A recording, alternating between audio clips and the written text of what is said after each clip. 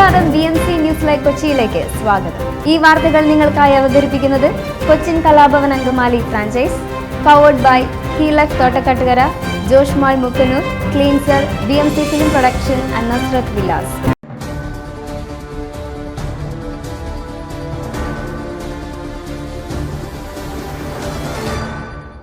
ദമ്പതികളെന്ന വ്യാജേന കഞ്ചാവ് വിൽപ്പന നടത്തിയവരെ തളിപ്പറമ്പ് പോലീസ് അറസ്റ്റ് ചെയ്തു. ദമ്പതികളെന്ന വ്യാജേന കഞ്ചാവ് വിൽപ്പന നടത്തിയവരെ തളിപ്പറമ്പ് പോലീസ് അറസ്റ്റ് ചെയ്തു. തളിപ്പറമ്പ് കരിമ്പത്ത് അഷറഫ് ക്വാർട്ടേഴ്സിൽ നടത്തിയ പരിശോധനയിലാണ് രണ്ടുപേർ പിടിയിലായത്.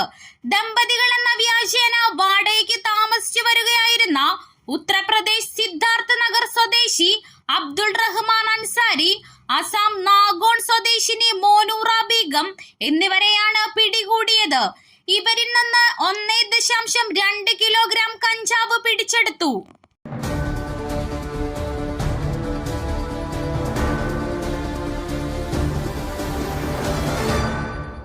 ജസ്ന ഗർഭിണിയല്ലായിരുന്നു.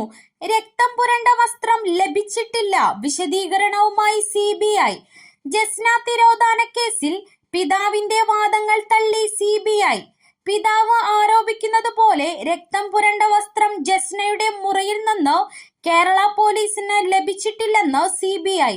ജസ്ന ഗർഭിണിയായിരുന്നില്ലെന്നും കേസിലെ അന്വേഷണ ഉദ്യോഗസ്ഥനായ CBI inspector Nipul Shankar Thiruvananthapuram chief judicial magistrate കോടതിയെ അറിയിച്ചു. നേരത്തെ ജസ്നയുടെ രക്തക്കറ അടങ്ങിയ വസ്ത്രങ്ങൾ ക്രൈംബ്രാഞ്ച് CBIക്ക് കൈമാറിയിരുന്നുവെന്ന് പിതാവ് മൊഴി നൽകിയിരുന്നു. ഇതിൽ വ്യക്തതയ്ക്ക് വേണ്ടിയാണ് CBI ഉദ്യോഗസ്ഥനെ കോടതി വിളിച്ചു വരുത്തിയത്.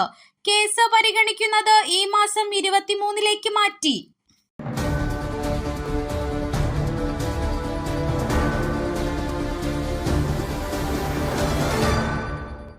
ക്ലാസ് എടുക്കാതെ ഫേഷ്യൽ ചെയ്ത് പ്രിൻസിപ്പൽ, വീഡിയോ പകർത്തിയ അധ്യാപികയ്ക്ക് മർദ്ദനം.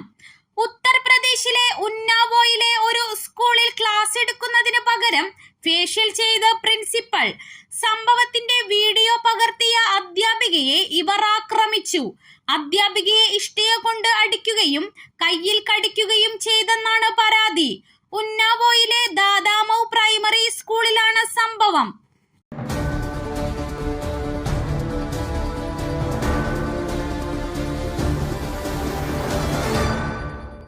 ഫോട്ടോ എടുക്കുന്നതിനിടെ വെള്ളച്ചാട്ടത്തിൽ വീണു. സ്കോട്ട്ലൻഡിൽ 2 ഇന്ത്യൻ വിദ്യാർത്ഥികൾ മുങ്ങി മരിച്ചു.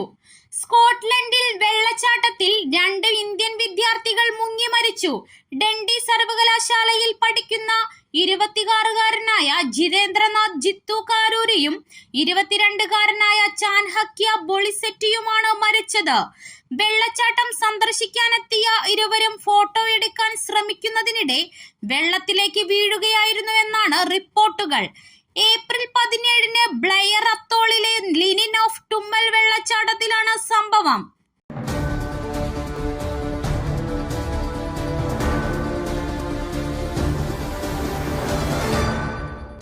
അഡ്മിറൽ ദിനേശ് ത്രിപാഠി നാവികസേനയുടെ പുതിയ മേധാവി. നാവികസേനയുടെ അടുത്ത മേധാവിയായി അഡ്മിറൽ ദിനേശ് ത്രിപാഠിയെ സർക്കാർ നിയമിച്ചു. 40 വർഷത്തെ നീണ്ട കരിയറിൽ നിരവധി പ്രധാന ജോലികൾ പൂർത്തിയാക്കിയ ത്രിപാഠി നിലവിൽ നേവി സ്റ്റാഫിന്റെ വൈസ് ചീഫാണ്. ഏപ്രിൽ 30 അദ്ദേഹം പുതിയ ചുമതല ഏറ്റെടുക്കും.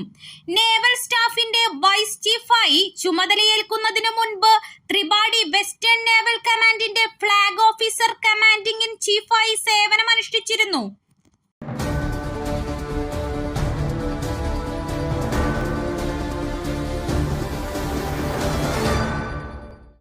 UPയിൽ BJPയെ ത്രിശങ്കുവിലാക്കി ആയിരങ്ങളുടെ വോട്ട് ബഹിഷ്കരണം.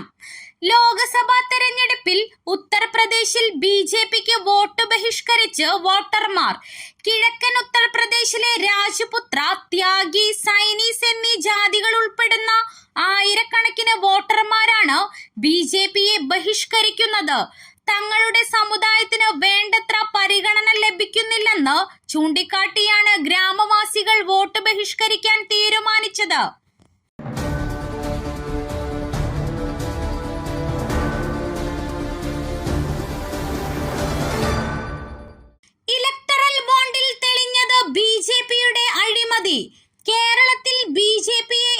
എതിർക്കുന്നത് LDF എന്ന് വൃന്ദ കാരാട്ട്. എന്തുകൊണ്ട് പിണറായി വിജയനെ കേന്ദ്ര സർക്കാർ അറസ്റ്റ് ചെയ്യുന്നില്ല എന്ന് രാഹുൽ ഗാന്ധി ചോദിക്കുന്നു. രാഹുലിന്റേത് ലജ്ജിപ്പിക്കുന്ന ചോദ്യമാണ്. BJPയെ സഹായിക്കാനുള്ള ചോദ്യമാണിത്. കേരളത്തിൽ BJPയെ എതിർക്കുന്നത് LDF ആണ്. കേന്ദ്ര സർക്കാർ സാമ്പത്തികമായി ബുദ്ധിമുട്ടിക്കുകയാണ്. ഇതിനെതിരെ കേരളം നടത്തിയ പോരാട്ടത്തിൽ നിന്ന് കോൺഗ്രസ് വിട്ടുനിന്നു. ഇതാണ് കോൺഗ്രസ് നിലപാട്. പിണറായി വിജയനെ അറസ്റ്റ് ചെയ്തില്ല എന്ന രാഹുൽ ഗാന്ധിയുടെ പ്രസ്താവന പിൻവലിക്കാൻ കോൺഗ്രസ് നേതൃത്വം നിർദ്ദേശിക്കണം.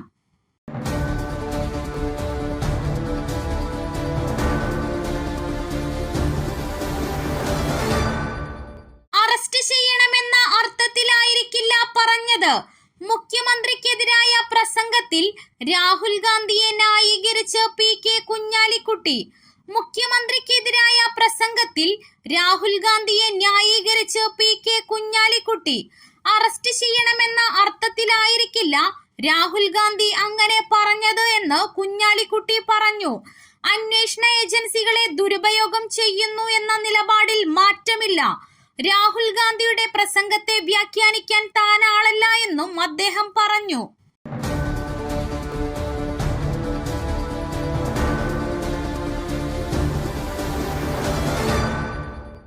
ദുബായിലേക്കും തിരിച്ചുമുള്ള വിമാന സർവീസുകൾ റദ്ദാക്കി എയർ ഇന്ത്യ. ദുബായിലേക്കും തിരിച്ചുമുള്ള വിമാന സർവീസുകൾ റദ്ദാക്കിയതായി എയർ ഇന്ത്യ. തുടർച്ചയായി വിമാനത്താവളത്തിന്റെ പ്രവർത്തനങ്ങൾ തടസ്സപ്പെടുന്നത് മൂലമാണ് സർവീസുകൾ റദ്ദാക്കുന്നത്. തടസ്സങ്ങൾ ഉടൻ നീക്കം ചെയ്യുമെന്നും അതിനുശേഷം സർവീസ് പുനരാരംഭിക്കുമെന്നും എയർ ഇന്ത്യ വ്യക്തമാക്കി. ഏപ്രിൽ 21 വരെ എയർ ഇന്ത്യയിൽ ബുക്ക് ചെയ്ത മുഴുവൻ യാത്രക്കാർക്കും റീഫണ്ടും റീഷെഡ്യൂളിംഗിൽ ഇളവും നൽകും. കൂടുതൽ വിവരങ്ങൾക്ക് 01169329933 01169329999 എന്ന നമ്പറിലോ airindia.com എന്ന എയർ ഇന്ത്യയുടെ വെബ്സൈറ്റിലോ ബന്ധപ്പെടാം.